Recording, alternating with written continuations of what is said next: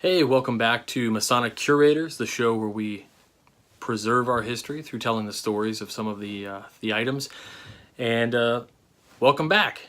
This week I have just a small item, which, of course, we as Masons are so fond of our lapel pins.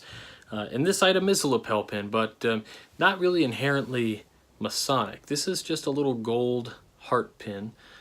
Nothing real extravagant, nothing crazy weird, but it means a great deal, and I have a lot of emotional attachment to this particular pin. Now I know you're saying, well, this is a Masonic show and you're supposed to have Masonic pieces. What's so Masonic about this piece, and what's the story behind it?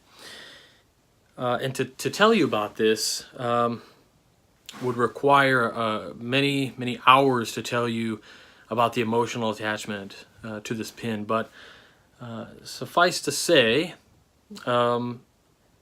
this was a pin that was given to me and to everybody who attended. Probably the largest Masonic funeral I had ever been to. You see, for a few years, illustrious brother Scott Nickham was a contributor to the Midnight Freemasons blog.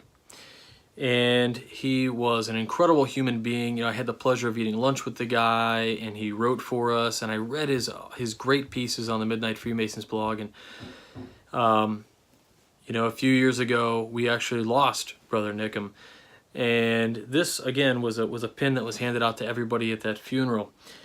If you don't know what he looks like, or you know his mannerisms, you could find them very easily by seeing some of the Northern Jurisdiction Scottish Rite videos, some of the older videos. In fact, the old 4th degree video, you'll see him every time in that because he plays one of the central characters, I believe in the 16th degree, although I may be wrong. But that's the story behind this pin. Actually, this is my pin that reminds me of Scott Nickham,